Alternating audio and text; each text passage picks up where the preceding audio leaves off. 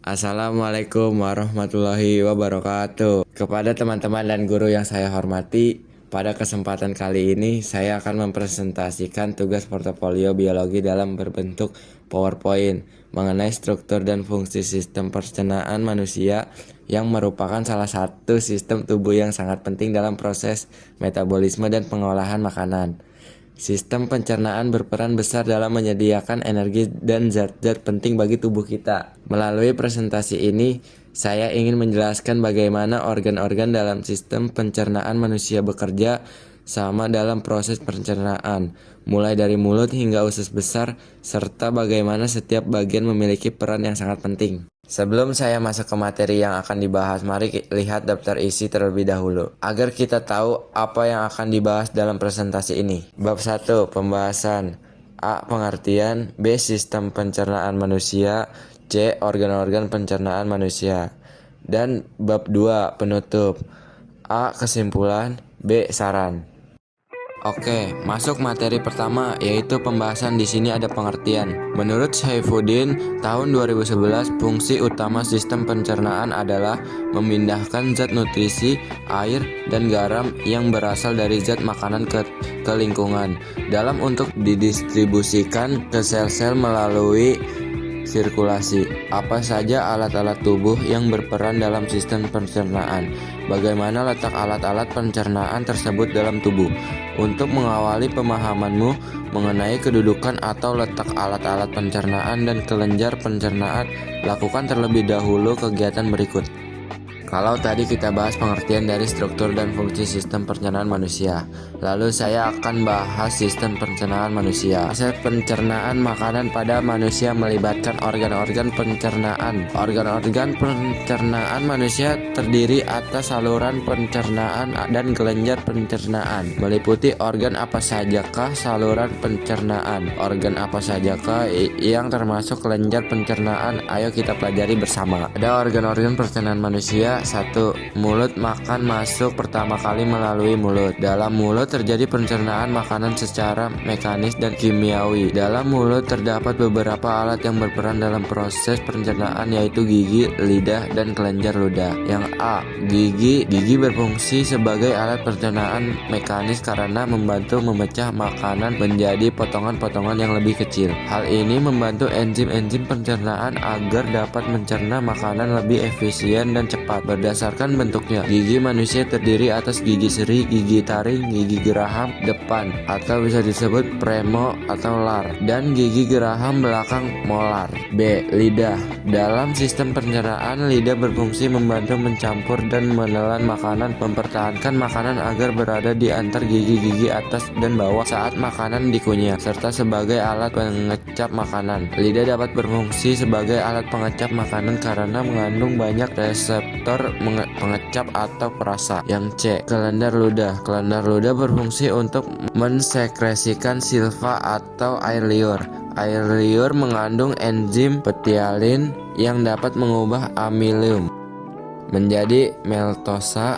Selain itu, air liur berfungsi juga untuk membasahi makanan, mencegah mulut dari kekeringan, membunuh mikroorganisme, dan bertindak sebagai buffer. 2. Kerongkongan merupakan saluran tipis dan panjang, kurang lebih 20 cm, yang berfungsi sebagai jalan bolus gumpalan makanan dari mulut menuju lambung. Bergeraknya bolus dari mulut ke lambung melalui kerongkongan disebabkan adanya gerak peristaltik pada otot dinding kerongkongan.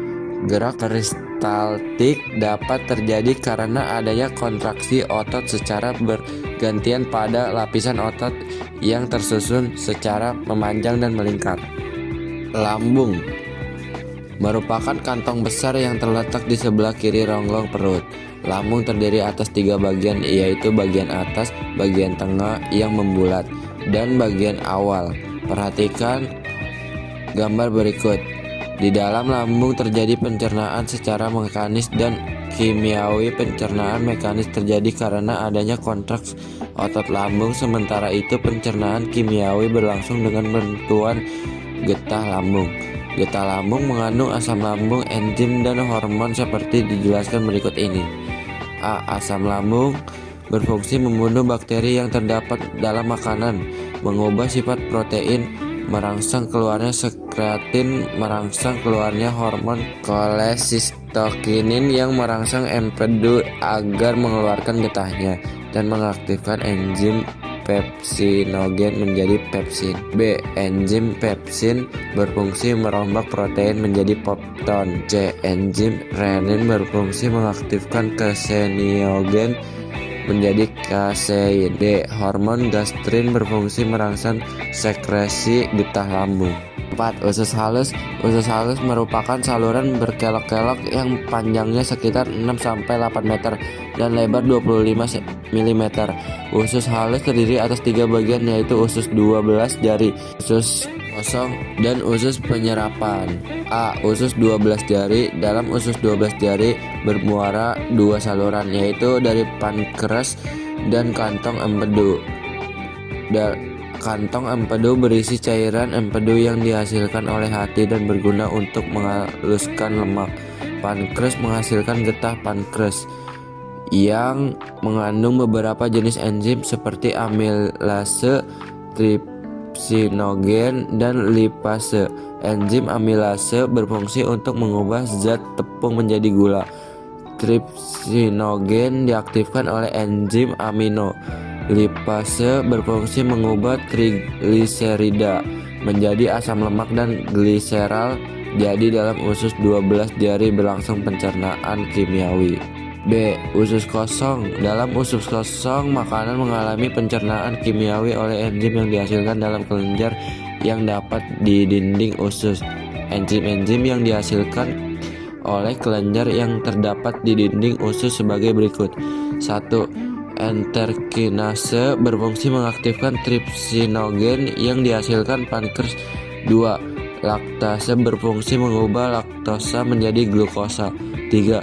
Erepsin berfungsi mengubah dipeptida atau pepton menjadi asam amino. 4. Maltase berfungsi mengubah maltosa menjadi glukosa. 5. Disakrase berfungsi mengubah disakarida menjadi monosakarida. 6. Peptidase berfungsi mengubah polipeptida menjadi asam amino. 7. Sukrase berfungsi mencemak sukrosa menjadi glukosa dan fruktosa. 8. Lipase berfungsi mengubah trigliserida menjadi gliserol dan asam lemak. C. Usus penyerapan. Dalam usus penyerapan terdapat banyak lipatan atau lekukan yang disebut villi atau jonjot. Usus villi berfungsi memperluas permukaan usus sehingga proses penyerapan zat makanan akan lebih sempurna. Zat makanan berupa glukosa, asam amino, vitamin yang larut dalam air, vitamin B, dan vitamin C. Mineral serta air akan diserap oleh kapiler darah dalam villi, kemudian diangkut menuju hati melalui pembuluh darah. Sementara itu zat makanan berupa asam lemak, gliserol, dan vitamin yang larut dalam lemak akan diangkut melalui pembuluh. 5. Usus besar. Usus besar atau kolon memiliki panjang kurang lebih 1 meter dan terdiri atas kolon ascendens, kolon transversum, tenue. Usus halus. Di antara intestinum crassum terdapat sekum usus buntu. Pada ujung sektum terdapat tonjolan kecil yang disebut appendix yang berisi massa sel darah putih yang berperan dalam imunitas. Sisa makanan hasil pencernaan di usus halus masuk ke usus besar. Di dalam usus besar terjadi proses pembusukan sisa makanan menjadi feses oleh bakteri Escherichia coli. Selain membusukkan sisa makanan, bakteri E. coli juga menghasilkan vitamin K dan vitamin B12. Bagian akhir usus besar disebut rektum. Di rektum tidak lagi terjadi penyerapan air, rektum dapat kontraksi sehingga menimbulkan defekasi. Defekasi adalah pengeluaran zat-zat sisa makanan melalui anus. Proses pencernaan manusia diawali ketika makanan masuk ke dalam mulut. Makanan dihancurkan secara mekanis oleh gigi dan kimiawi dengan bantuan saliva. Masa makanan yang siap ditelan disebut bolus. Lidah mendorong bolus ke arah faring untuk refleks menelan. Sementara laring mencegah makanan ke arah tenggorokan dan akhirnya masuk ke esofagus atau kerongkongan. Di kerongkongan, makanan didorong ke arah lambung dengan gerak peristaltik dan selanjutnya akan melalui otot yang disebut esophageal sphincter untuk masuk ke dalam lambung. Di dalam lambung bolus tadi bercampur dengan asam lambung di mana campuran tersebut diistilahkan sebagai kaim. Kaim akan melalui otot pyloric sphincter menuju rangkaian usus halus, yaitu duodenum, jejunum, dan ileum. Proses di usus halus ini dibantu oleh sekresi dari pankreas dan hati. Di sini berakhirlah proses kimia dari sistem pencernaan. Permukaan usus halus ditutupi oleh tonjolan yang disebut villi, tempat terjadinya penyerapan sehari makanan.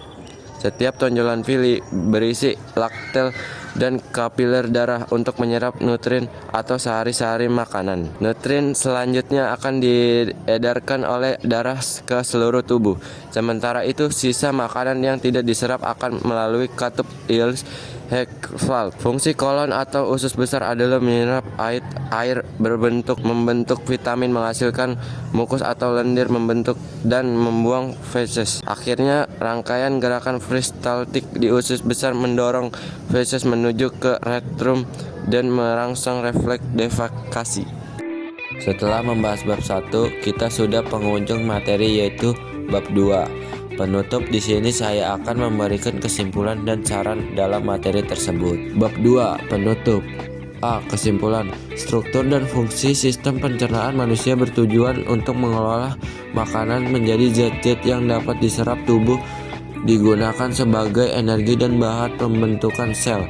Sistem ini terdiri dari saluran pencernaan seperti mulut, kerongkongan, lambung, usus halus, dan usus besar, serta organ tambahan seperti hati, pankreas, dan kantong empedu.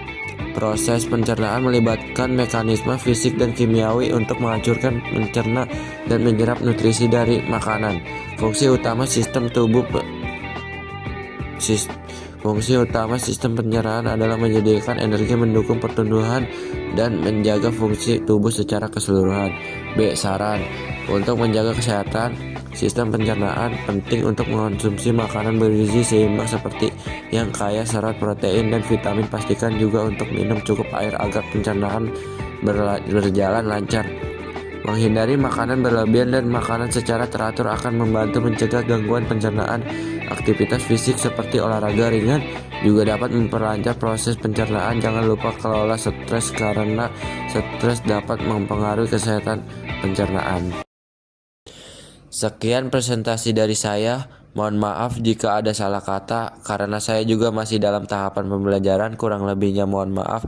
Wassalamualaikum warahmatullahi wabarakatuh.